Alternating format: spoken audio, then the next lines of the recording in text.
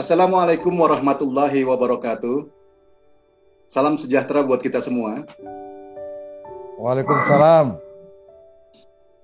Ya, saudara dan para pemirsa, khususnya penggemar program Interview with Rusdi Setiawan di Zona Channel.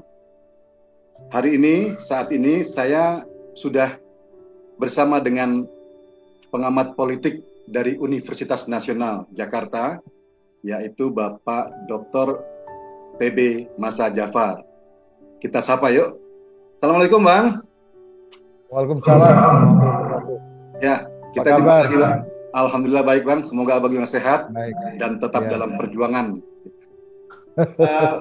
Bang Masa, ini kita sampai hari ini kita sudah menyaksikan sendiri bagaimana demokrasi berjalan sesungguhnya di Indonesia terkait dengan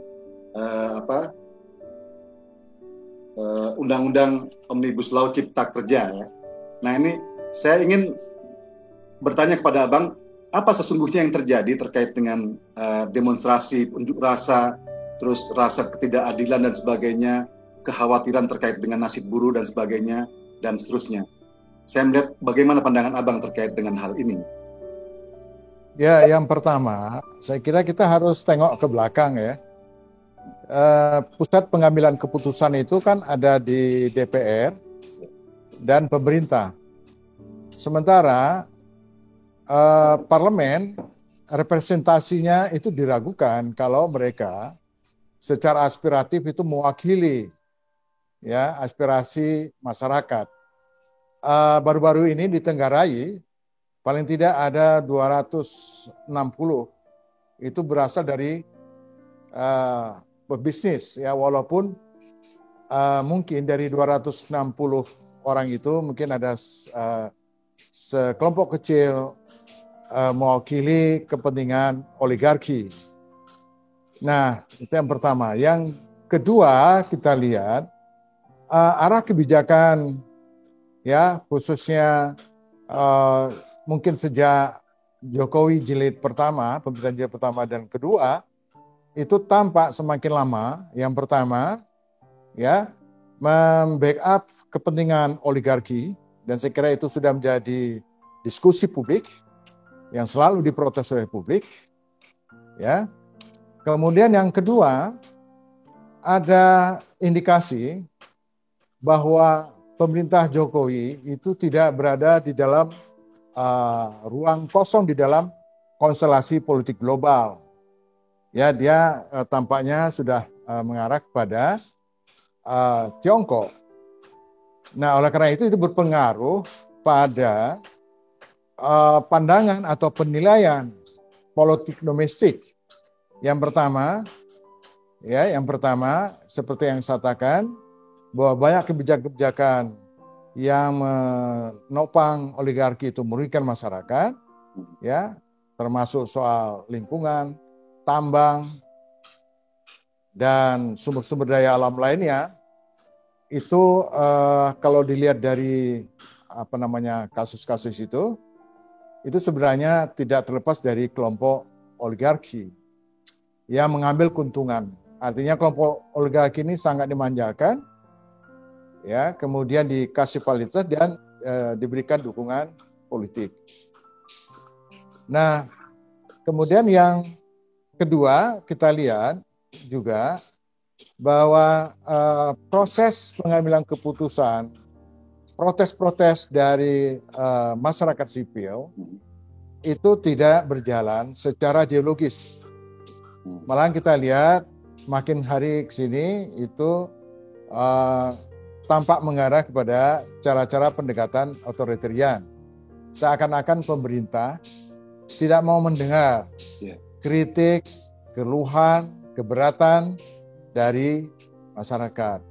Nah, terlebih adalah yang menjadi krusial semakin memanas, ada indikasi bahwa pemerintah ini mengakomodasi kepentingan kekuatan lama, ya, yang dekat dengan apa yang dikatakan kebangkitan komunis, ya, komunis gaya baru. Nah, itu keberatan-keberatan, diskusi, opini yang berkembang di dalam masyarakat. Nah, dari situ kita melihat sebenarnya pemerintah Jokowi ini, ya, yang pertama itu tidak mendapat dukungan secara penuh, walaupun secara di parlemen itu seakan-akan secara formal mendukung pemerintah, tetapi sebagian ya aspirasi masyarakat itu tidak terakomodasi di dalam sistem politik kita. Nah, belum lagi sisa-sisa masalah Pilpres masa lalu. Jadi sistem politik kita ini tidak bisa bekerja secara normal, ya, quote unquote, di mana ada keseimbangan, ya, proses input dan output, dan sekaligus juga dukungan, ya, pemerintah yang solid, yang signifikan. Tetapi pemerintah sangat confident karena beberapa titik-titik krusial itu bisa dilalui, ya, walaupun menggunakan cara-cara yang represif gitu. Nah, kondisi politik seperti ini itu tidak terukur, ya, di dalam proses pengambilan keputusan, termasuk ya hebohnya Omnibus Law, Undang-Undang Cipta Kerja, yang tadinya sangat diyakini akan diterima oleh semua kelompok masyarakat, termasuk buruh. Faktanya, hari ini kita lihat resistensi luar biasa. Reaksi isu buruh ini tidak hanya pada isu buruh, kemudian dia juga masuk pada isu-isu lain, ya, termasuk soal bahwa di balik itu ada kepentingan asing, ya, mungkin juga ditenggarai bahwa pemerintah ini sebenarnya dikendalikan oleh kekuatan luar, quote unquote itu. Nah, inilah saya kira yang menjadi heboh, ya, sampai pada Undang-Undang Cipta Kerja. Oke, Bang, kita sudah mendengar lah itu ada pernyataan dari pemerintah, bagaimana keterlibatan kami di sana, bagaimana ada kabar dari SBY juga terlibat, terus kemudian tokoh-tokoh dari kami juga sudah ditangkap beberapa orang, ya, Bang. Ini konfirmasinya bagaimana? Ya. Ya, ada beberapa orang ditangkap, tetapi kita belum tahu sampai sekarang ini, ya, sebenarnya apa dasarnya penangkapan itu. Itu kan masih simpang siur. Kita menunggu, ya, kira-kira apa deliknya, delik hukumnya apa, sehingga kita bisa mencermati secara lebih jauh. Apakah ini karena lebih pertimbangan politis, ya, atau murni dianggap satu tindakan kriminal, ya. Saya kira proses itu masih panjang. Tetapi yang jelas kita lihat bahwa sangat sulit untuk meyakinkan masyarakat, ya, hari ini. Karena apa? Seperti yang saya katakan, pemerintahan Jokowi ini mengalami satu political distrust, ya. Menurunnya kepercayaan politik yang cukup serius, ya, walaupun dianggap sepi, tetapi krisis kepercayaan ini sangat serius dan masalahnya terlalu banyak. Belum lagi bicara soal COVID, soal prospek ekonomi, ya, kita akan segera menghadapi resesi ekonomi dan banyak kasus-kasus lain. Jadi saya kira pemerintah Jokowi itu sangat berat, ya, menghadapi situasi politik yang sangat tidak stabil, yang terus memanas, dan kemampuan pemerintah Jokowi untuk mengkonsolidasi itu tidak mudah. Tidak bisa menggunakan dengan cara-cara represif, koersif. Ingat, karena ini adalah suatu rangkaian yang sangat complicated. Yang kedua, juga melibatkan berbagai kelompok masyarakat dan kelompok strategis, kelompok kepentingan yang juga tidak sejalan, ya, dengan kebijakan-kebijakan Jokowi. Terlepas di situ ada mungkin terkait dengan mantan presiden SBY, kemudian kita juga lihat, ya, Demokrat tidak mendukung, PKS juga tidak mendukung. Jadi ini sebenarnya konstelasi ini sudah mengalami suatu fragmentasi yang sangat serius. Ya, jadi bukan hanya sekedar kita lihat bahwa sekelompok orang, tetapi reaksi, ya, perlawanan katakanlah, Itu tidak hanya satu kelompok, ini sudah relatif merata. Ya. Bang, ini ada yang mengatakan ini pintu masuk untuk melengsarkan Jokowi. Tanggapan Abang nggak gimana? Nah, kita begini, soal lengser atau tidak itu kan biasanya kita lihat dari beberapa pengalaman perubahan politik di Indonesia. Kita misalkan pada tahun 66, kemudian 98, ya, itu yang pertama itu kan diawali dengan krisis kepercayaan, political distrust, itu yang pertama. Krisis kepercayaan ini tentu tidak berdiri sendiri. Yang pertama, yang kedua, cara-cara memerintah yang koersif, ya, yang represif.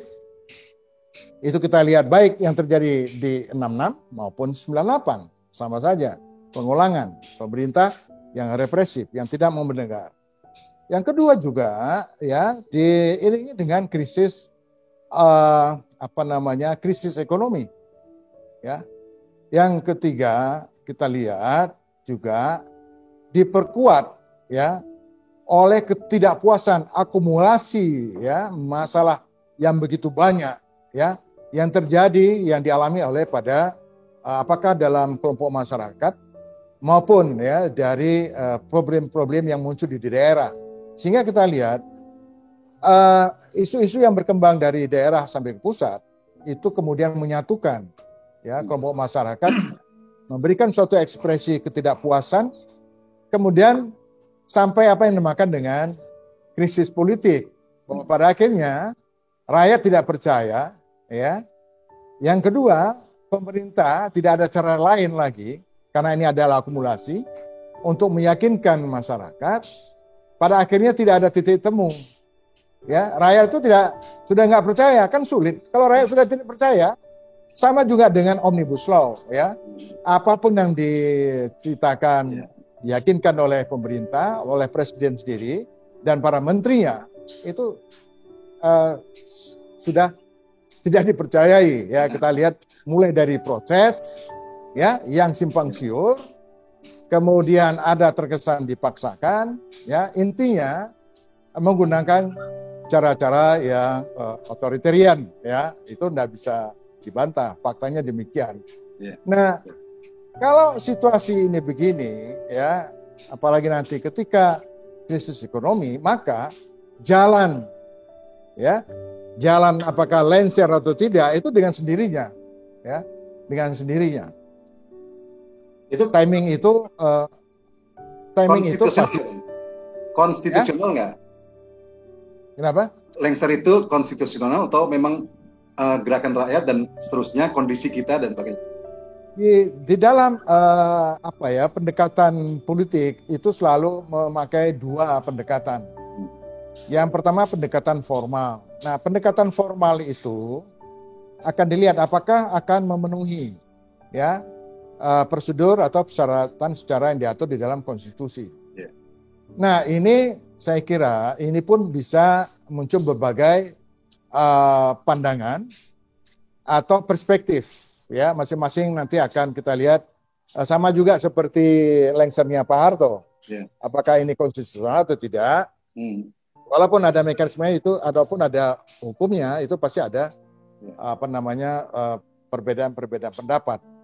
Tetapi secara politik, ya, bisa saja terjadi mengabaikan, ya, pelembagaan atau melalui mekanisme konstitusional jika penyelesaian politik itu tidak menemui satu jalan keluar, ya, istilah jalan buntu, maka cara-cara kekerasan, cara-cara revolusi itu merupakan alternatif lain, ya. Kemudian presiden harus lengser. Saya kira demikian.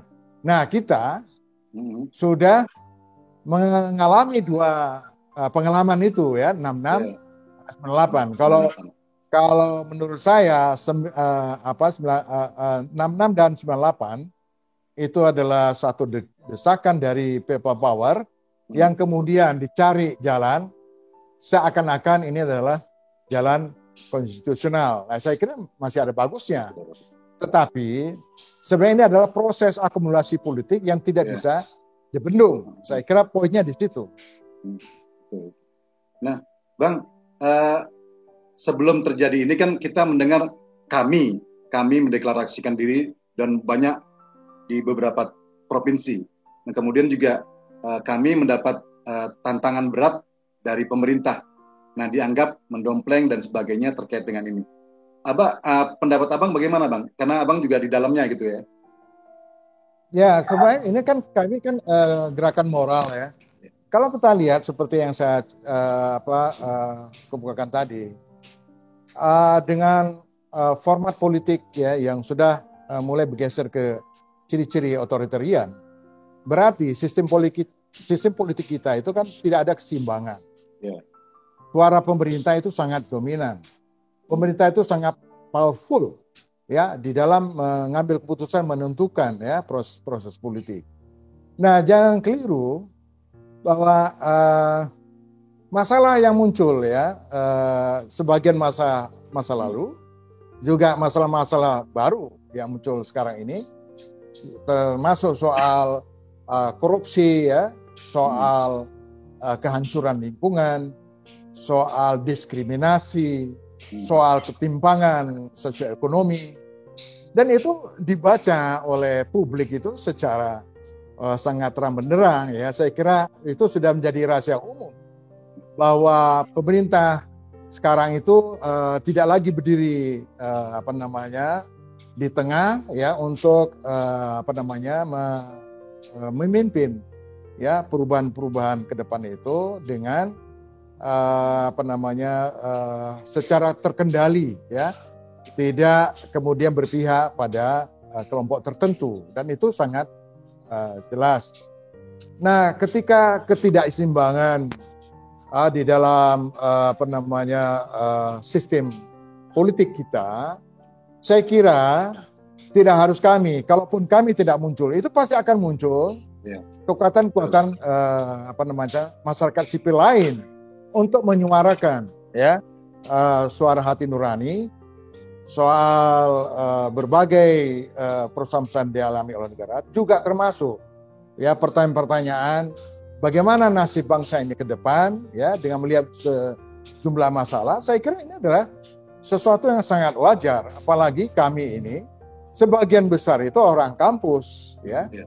Ya, ada dari praktisi, mungkin juga mantan TNI Pak Gatot sendiri. Tetapi kami itu bertemu di dalam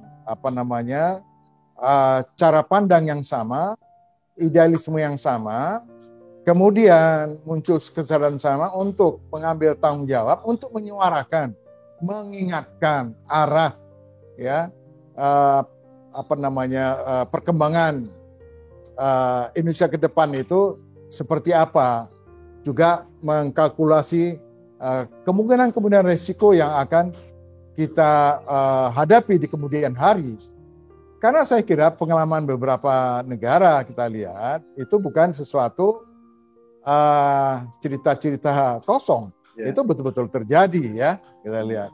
Dan kemudian krisis-krisis ekonomi, krisis politik, kemudian kehancuran ya sistem demokrasi, itu sesuatu yang sangat mungkin terjadi. Padahal kita baru sekitar 20 tahun lebih ya masuk ke sistem demokrasi. Nah, ini juga kita khawatir apakah demokrasi yang kita bangun ini berhasil apa enggak, atau kembali kepada sistem otoritarian. Jadi ini yang membuat kegelisahan teman-teman yang ada di kami. Saya kira itu enggak adalah kami itu melakukan makar atau ingin melakukan kudeta segala macam. Enggak, para kami itu sebagian besar itu kalangan intelektual, ya, cendekiawan. Mana ada mungkin mereka kemampuan untuk. Jadi lebih pada keprihatinan ya soal gagasan ke depan. Dan kami itu selalu memberikan masukan-masukan, karena sebagian besar para pengamat, penulis, peneliti. Jadi pendekatan ini sangat ilmiah, ya, selalu memberikan jalan keluar, bukannya sekedar pokoknya selalu ada jalan keluar gitu ya. Jadi sebenarnya kami itu justru ingin mendorong supaya sistem politik itu kembali pada satu keseimbangan, kemudian ada dialog, ya, kemudian juga keterbukaan, ya, terhadap berbagai kebijakan-kebijakan strategis, supaya publik ini ya ikut di dalam proses pengambilan atau pembentukan kebijakan. Saya kira itu. Bang, kalau memang demikian, kenapa pemerintah sangat ketakutan dengan kehadiran kami? Misalnya, ya ketika Pak Gatot berada di Taman Makam Pahlawan, kemudian di beberapa tempat penolakan dan sebagainya, ini sedemikian ketakutankah pemerintah seperti itu? Nah, itu yang menjadi keheranan juga. Kenapa merespon secara berlebihan, tidak menggunakan cara-cara dialogis, cara-cara yang persuasif. Ya, itu juga yang saya kira tidak hanya kami yang heran, juga para pengamat dan kelompok-kelompok masyarakat lain. Justru mereka yang mempertanyakan mengapa seperti sangat khawatir gitu loh. Ya, itu pertanyaan besarnya gitu. Padahal itu kan masih dalam skala-skala yang wajar ya. Mungkin seperti yang saya katakan tadi, bahwa pemerintah sangat confident, sangat powerful. Jadi ketika ada satu kekuatan masyarakat sipil ya melakukan kritik, dan kritik-kritik itu mungkin menyangkut fokus atau jantungnya masalah, kemudian itu menjadi sangat sensitif, ya menjadi sangat sensitif, menjadi agak parno juga, padahal kan tidak perlu. Kalau di dalam negara demokratis, ya mestinya komunikasi dua arah secara dialektika begitu, ideologis, saya kira tidak ada persoalan. Apa yang dikhawatirkan gitu. Tetapi justru kalau pemerintah semakin defensif, ya, itu justru akan terus menimbulkan pertanyaan, dan kemudian kelompok masyarakat akan terus mempertanyakan berbagai kebijakan yang tidak masuk di akal. Ya. Nah, terus Bang, ya termasuk juga Undang-Undang Cipta Kerja ini. Kalau ditanya sekarang ini kan sudah beredar di tengah masyarakat. Beredar di tengah masyarakat itu dengan berbagai versi. Ya, jadi seakan-akan ya satu pihak orang mengatakan ini yang didiskusikan di publik ini adalah hoax. Ya, mana yang benar gitu loh. Nah, sekarang pertanyaan kedua, siapa yang menyebarkan hoax itu? Karena pemerintah ya sampai hari ini belum bisa mengeluarkan satu draft yang mana sebenarnya yang digunakan. Kalau pemerintah mengatakan bahwa tidak ada maksud ya mencelakakan kepentingan bangsa, ya maka apa isinya, apa kontennya gitu loh. Yang mana gitu. Sehingga ada kejelasan. Nah, inilah yang mengaco komunikasi politik yang menimbulkan persepsi, menimbulkan kegaduhan, kemudian menimbulkan reaksi ya begitu keras, seakan-akan bahwa proses pengambilan keputusan ya di negara kita ini, terutama pemerintah, itu tidak mampu ya melakukan proses-proses yang terlembaga, kemudian ada feedback yang positif, ya ada feedback yang konstruktif. Kalaupun ada kekurangan itu bisa diperbaiki. Tapi faktanya kita lihat di DPR sendiri juga ternyata juga tidak semua satu suara ya, tapi memang ada masalah gitu. Di parlemen ya juga ada masalah, parlemen dengan pemerintah, kemudian pemerintah dengan masyarakat. Yang lebih celaka lagi adalah parlemen dengan masyarakat. Ya, artinya parlemen itu juga tidak dipercayai oleh rakyat. Ini yang sangat krusial. Jadi lembaga-lembaga politik, apakah parlemen, partai maupun pemerintah, itu sudah mengalami satu degradasi atau legitimasi yang sangat akut. Nah, pada kondisi inilah saya kira kegaduhan politik itu terjadi. Nah, kalau sudah begini, menunjukkan memang pemerintah tidak perform ya di dalam mengelola di dalam proses pengambilan keputusan. Ya.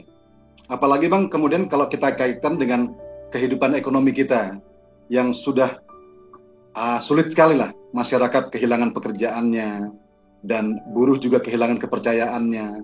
Kemudian situasi politik yang seperti ini gitu kan. Belum lagi kita menghadapi resesi ekonomi ya, krisis ekonomi dan sebagainya. Nah ini ya memang harus ada sesuatu yang dilakukan ya Bang. Iya, ya mestinya pemerintah konsentrasi saja pada langkah-langkah ya apa yang akan diambil. Sebenarnya sejak ketika kita menghadapi COVID, ya. Yeah. Nah, di dalam menghadapi COVID saja kita lihat dari awal, yaitu justru pemerintah itu tidak siap. Malahan pemerintah pusat dengan pemerintah daerah itu seakan-akan itu berbeda, ya. Bahkan ada semacam kontestasi ya, secara terselubung ya. Dan itu merupakan proses awal iklim yang tidak baik ya, bagaimana mencoba mengkonsolidasikan semua elemen, semua kekuatan masyarakat, baik birokrasi pemerintah ya, kelompok-kelompok strategis untuk secara bersama-sama menghadapi situasi ke depan, mulai dari situasi pandemi COVID, juga tantangan dari sisi ekonomi. Nah, mestinya komunikasi politik itu diarahkan bagaimana membangun trust sehingga pemerintah bisa meyakinkan masyarakat dan kemudian masyarakat juga bisa memberikan dukungan secara penuh bahwa ini adalah masalah kita bersama. Bukan kemudian melakukan kebijakan-kebijakan atau keputusan-keputusan yang kontroversial, mulai dari undang-undang HIP, ya kan, kemudian juga beberapa undang-undang yang terus menuai kontroversi mengenai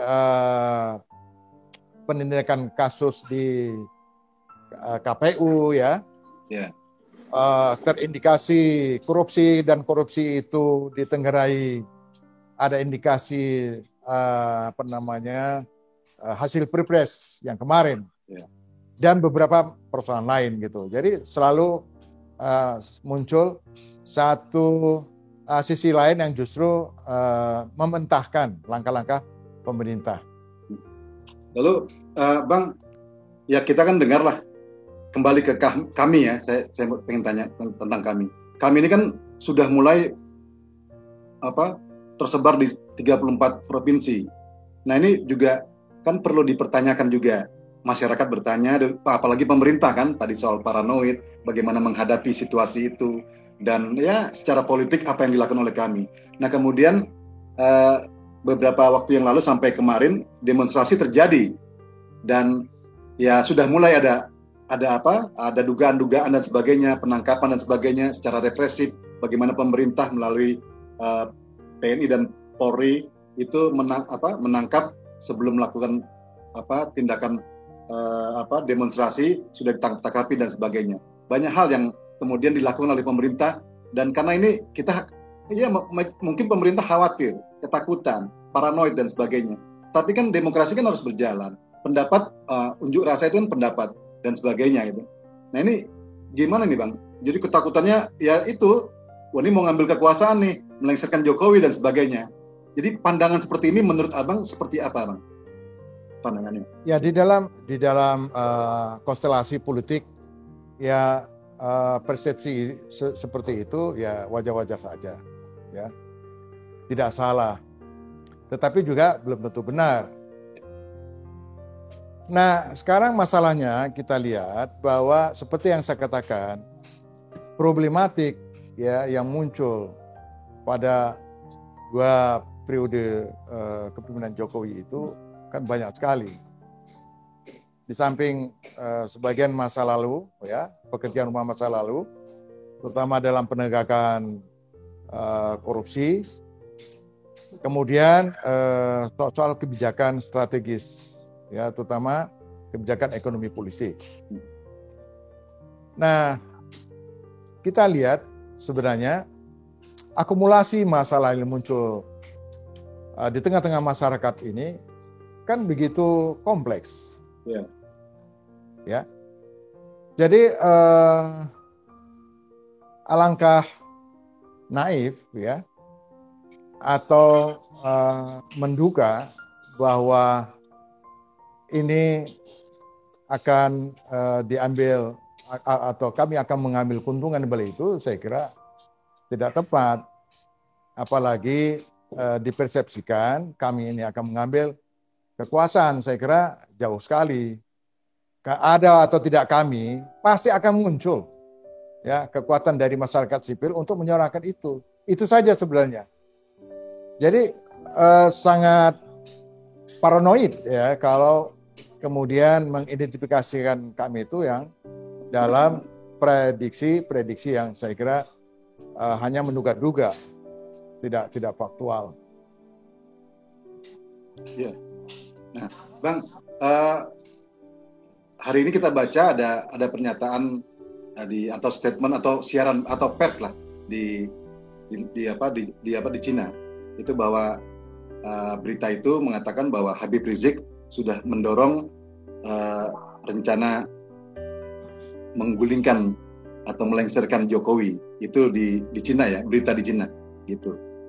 Ada dari sebuah media Cina di sana ya. Itu sampai sejauh itu Abang pandangannya seperti apa, Bang? Ini udah sampai ke sana dan seterusnya. Ya PKC Cina ya, Partai Komunis Cina sudah melansir itu, berita itu. Ya, yang pertama kan seperti yang saya kemukakan, bahwa ini kan banyak pekerjaan rumah yang tidak terselesaikan.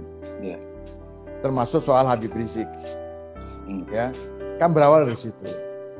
Bahwa pemerintah lupa Habib Rizik itu dia punya pengaruh. Setidaknya dia mewakili sebagian ya aspirasi umat Islam. Nah, di dalam konstelasi politik itu tidak mungkin diabaikan. Kita kembali lagi bicara sejarah ya. Jadi suara atau kepentingan kelompok-kelompok strategis itu tidak bisa diabaikan, apalagi dipatahkan. Nah, kasus Habib Rizik itu dalam konteks itu, apalagi ini sekali lagi ya pengikutnya menganggap bahwa Habib Rizik ini dipersepsikan satu tindakan yang tidak adil. Ya. Pelakuan pemerintah yang tidak adil. Itu dari persepsi kelompok pendukung gitu.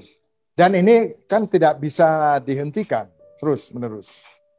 Nah, celakanya isu ini kemudian kan mencapai titik singgung dengan persoalan yang lainnya. Jadi ini merupakan seperti yang saya katakan tadi akumulasi. Nah, pernyataan seperti itu ya kita tidak bisa pasti ya, karena kita ini kan perlu melihat langkah ke depan. Ini mungkin juga sebagai suatu pressure ya oleh Habib Rizik, dia ingin menyatakan kepada dunia ya kan bahwa di Indonesia itu ada masalah. Ya. Masalah apa? Masalah hak asasi manusia, masalah ketidakadilan. Gitu. Yes. Kemudian ini terbangun juga dengan gerakan masyarakat sipil lainnya yang menyuarakan bahwa pemerintah ini sebenarnya sudah bergeser pada otoritarian, ya, dan itu juga seperti apa yang dikemukakan oleh SBY dan beberapa tokoh-tokoh politik lain gitu loh ya. Bagaimana menghadapi kelompok masyarakat yang menyuarakan aspirasinya, kemudian menerima perlakuan yang begitu keras, ya, yang tidak yang tidak sewajarnya. Orang hanya menyampaikan tuntutan, ya, menyampaikan aspirasi. Kenapa ini tidak disalurkan, ya, dimediasi, sehingga akan muncul dialog-dialog yang lebih konstruktif gitu loh, bukan kemudian benturan, ya selalu terjadi benturan gitu loh. Padahal kita atau pengalaman beberapa waktu lalu banyak muncul masalah-masalah krusial, tetapi selalu ada jalan tengahnya gitu loh. Nah ini kenapa tidak ada jalan tengah, sehingga pada akhirnya pernyataan Habib Rizik itu adalah ekses dari kondisi politik domestik ya yang berlaku sekarang ini gitu loh. Ya, ya Bang, pandangan Abang, amatan Abang terkait dengan kondisi kekinian, kembali lagi tadi, ketakutan Jokowi dan sebagainya, pemerintahan Jokowi, ini dari gerakan-gerakan yang sekarang mulai terus dari entry point-nya Omnibus Law dan sebagainya, terus kemudian ya pelengseran Jokowi, Abang melihatnya seperti apa Bang? Dalam artian bahwa ujungnya seperti apa nih gerakan masyarakat pertama menentang Undang-Undang Cipta Karya yang seperti itu dan seterusnya, gerakan buruh, gerakan mahasiswa dan rakyat kebanyakan lainnya. Jadi ujungnya sebetulnya apa yang ingin dicapai oleh masyarakat, termasuk tadi masalah bagaimana ketokohan Habib Rizik dan kembali ke Jakarta atau melakukan sesuatu di Jakarta, karena memang kan ada persoalan ketidakadilan di sini. Menurut Abang?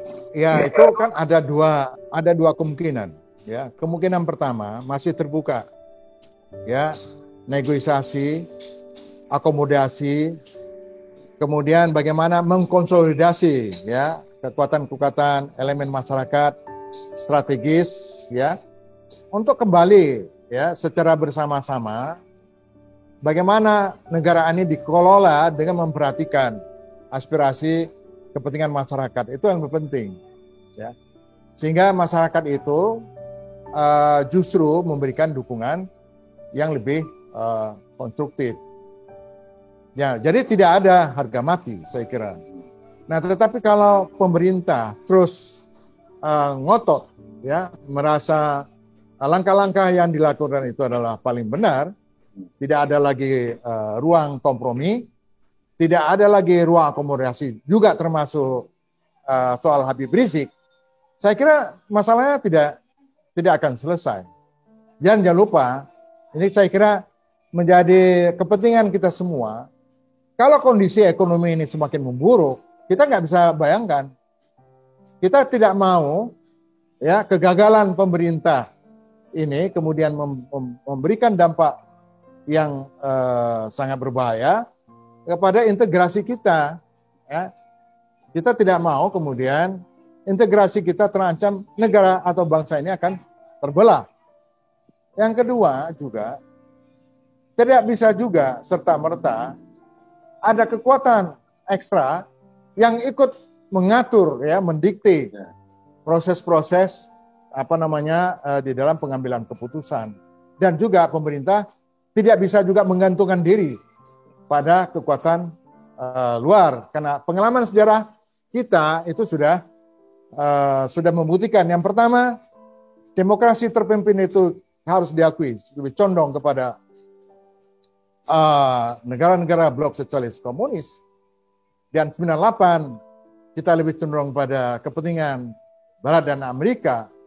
Pada akhirnya semua itu ya kita lihat kekuatan rakyat yang kemudian ya melakukan satu koreksi ya pada dua pilihan itu adalah dua-duanya tidak benar gitu. Nah, sebenarnya kalau kita lihat dari pakem yang sudah dirumuskan oleh founding fathers kita, semestinya negara yang sebesar ini dengan potensi kekayaan yang sangat luar biasa, letak geografis yang cukup strategis, semestinya ya justru berada di tengah dan kemudian mampu mengambil peluang ruang untuk mengelola perkembangan global dengan mengkaitkan dengan kekuatan domestik kita, sehingga kita tidak perlu ya ditarik ke kiri, ditarik ke kanan, lalu kemudian kita bergantung pada apakah negara barat atau negara komunis yang pada akhirnya kita mempertaruhkan kepentingan bangsa kita. Ini yang perlu saya ingatkan gitu. Pengalaman dua sejarah itu sudah cukup. Karena pada akhirnya rakyat itu akan melawan sekeras apapun. Ya, saya kira itu kuncinya. Oke Bang. Bang, ini pertanyaan, kalau Jokowi lengser, apa itu jawaban? Itu yang pertama. Yang kedua, bagaimana setelah itu? Ini pertanyaan awam. Nah, ini terlepas saya pendapat pribadi ya, ini pribadi. Kalau kita lihat dari analisa politik ya, perubahan-perubahan secara revolusioner itu tetap mengandung resiko yang cukup besar. Ya. Nah, itu bisa dihindari hanya dengan jalan para elit, para pemimpin, tokoh-tokoh kunci itu mampu menyelesaikan ya masalah bangsa ini secara cerdas, secara elegan, ya, memiliki tanggung jawab bersama agar resiko ya proses pergantian kepemimpinan ini berjalan tidak melalui konstitusional. Ya, itu resikonya sangat besar sekali. Nah, saya pribadi berharap masih ada ruang, ya, masih ada jalan untuk mengambil jalan win-win solution, kemudian negara ini terselamatkan. Kalau rakyat ngotot, ya, itu juga belum tentu, ya, menyelamatkan. Katakan pemerintah jatuh ke depannya, saya kira tidak ada jaminan juga.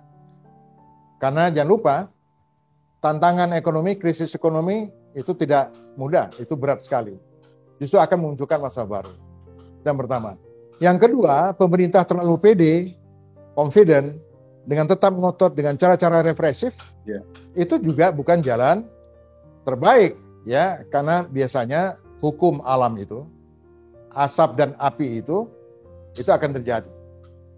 Siapa yang akan menuai angin, dia akan menuai badai, itu pasti berlaku. Dan kita sudah cukup pengalaman, ya. 2 pengalaman sejarah itu saya kira sudah cukup.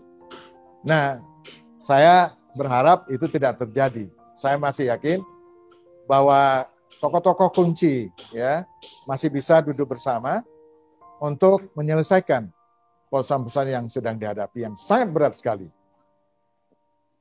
Lalu Bang, ini close statement lah, statement terakhir dari Abang melihat kondisi kita dari mulai Omnibus Law, Cipta Kerja, terus kemudian undang-undang yang lain, kemudian persoalan ekonomi kita sedang siap menghadapi krisis ekonomi.